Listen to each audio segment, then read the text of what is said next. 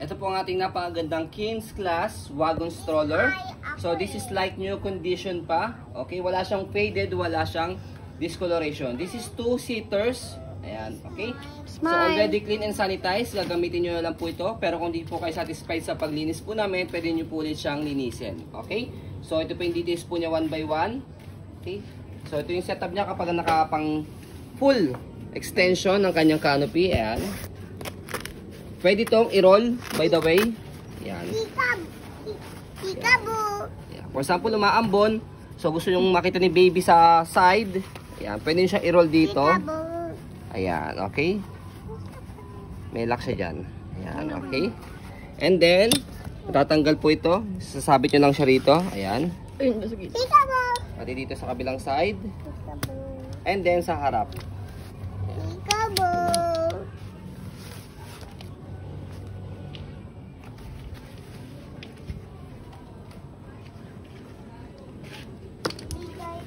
Ayan, okay.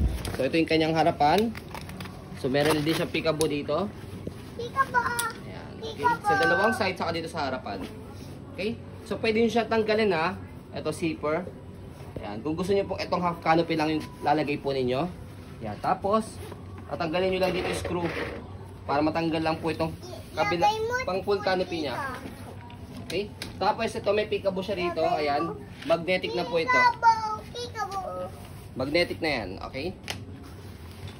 So, ayan. Pwede siyang fold by half. Ayan. Pwede by another half. Okay. So, ayan po yung kanyang table. Ayan. Food tray. So, detachable po yan, ha? Ayan. Detachable. And then, pakita natin yung kanyang upuan sa kahigaan. Ayan. So, meron siyang another na upuan dito. Sa ibang wagon kasi, sa isang wagon namin, diretso na rito nakaupo. Pero ito may another siyang upuan dito. Bed lock, wala po siyang putol. Ayan. 5 harness, safe na safe po yung baby po ninyo. Ayan. So, meron siyang harness pad. Ayan. Kulang lang siya dito ng isa. Hindi naman big deal po yun. Meron siyang pocket dito sa dalawa. Tapos sa kabila, ayan. Kompleto siya. Lipat ka na ka. Ayan. Kompleto siya ng harness pad. Wala rin siyang putol sa kanyang bed lock. Ayan. Meron din siyang pocket dito sa dalawa. Di bali, 4 po yan. And then, sa paghiga po sa kanya, ayan muna kung pwede siyang nakaupo. Meron siyang patungan ng paa po dyan. Pwede rin nakahiga. Ayan. Hindi, iaangat lang. I-zip nyo lang. Nakita nyo yung may zipper? Yes, ayan. I-zip nyo lang po siya yan. Ayun. Okay. I-zipper nyo lang siya. May higa yung isang ano. Ganyan siya. Yan. Okay. So Zipper ito, nyo lang. hindi nyo muna gagamitin. Tama. Pwede ba Papatong. papatong mo yan dyan para hindi masakit sa likod? Yes. Apo yan. Diretso patong na siya. Okay. Depende po sa inyo sa paggamit po ninyo. Ayan. Okay. So, next natin is yung kanyang size. So, for example, yan yung baby namin. Turning 4 years old this December 2025. Ayan. 14 kg po siya. As you can see, usid ka rito, baby. Ayan. So, kung ganito pong size ng baby po ninyo, around 10 kg to around 15 kg, kasya po yung 4. Kasi hanggang 50 naman po ito, 50 kg. Kahit mga 60, kaya po ito. So, ayan. Dahil big wheels po ito and heavy duty. Ayan. Pwede rin yung nanay dito umuto eh. Ayan. Ako kasi ano lang, 45 kilo. Ow! Oh, I'm 45. Ayan. Diyan mo kami. So, ayan, for example, kung si mother naman around 45 kg. Magpapadede ka. Pwede. Ayan, kayang-kaya siya. Okay, tapos si daddy ang magtutulak. Okay, so kaya siya 3 to 4 babies, around 10 to 15 kg. Ayan, pag si mami naman, kahit mga 40 to 45 kg, kayang-kaya din po siya. Okay, so ayan po. And then next natin, meron siyang basket dito. Ayan, lagayan po ng mga toys niya.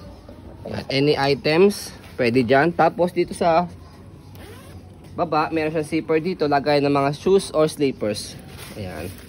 So, ito yung tag niya. Okay na okay pa yung tag niya. And then, ayan, sa gilid niya, meron siyang pocket dito. And then, body frame. Gulong. Ang ganda ng gulong. So, ang ganda pa ng gulong niya. Like nyo pa talaga. Jackpot din po makakabili po nito. Dahil sa Australia pa po ito binili. Wala po ito sa Philippine brand. Or Philippine design or model. Yan. Kasi yung 7S walang ganito eh. Okay. Walang footrest So, yung next two-seater. natin sa harapan. Yan. Kabilang side. Ang ganda na ang gulong. Ang laki ng gulong. Compact siya compared dun sa 7S na design nila. Yan, okay. And then, next natin yung kanyang handle. To handle niya, leather na.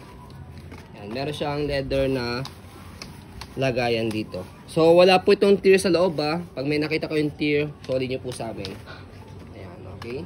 Solid. So, ayan siya. So, before natin siya i-fold, stroll natin para makita po ninyo na wala siyang problem regarding sa kanyang mechanism. Ayan. So, by the way, yung kanyang handle, adjustable din po, ah. So, pe-press nyo lang po ito, nasa ilalim. Pwede maikse, pwede medyo mas mahaba. So, mga ganyan po yung kalaki niya. Adjust niya.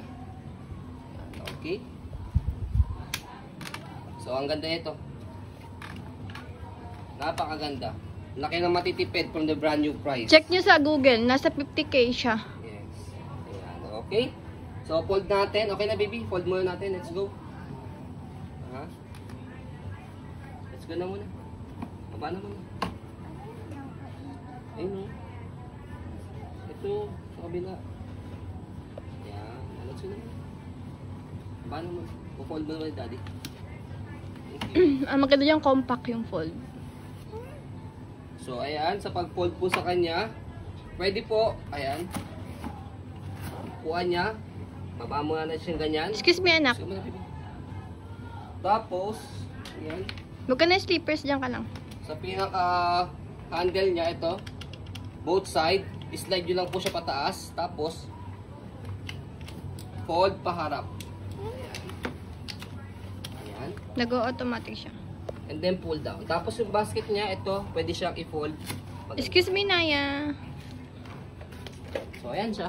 Yan yung pagkaka-fold niya. Mas Tapos, pwede yung handle niya, nakalimutan natin ibaba.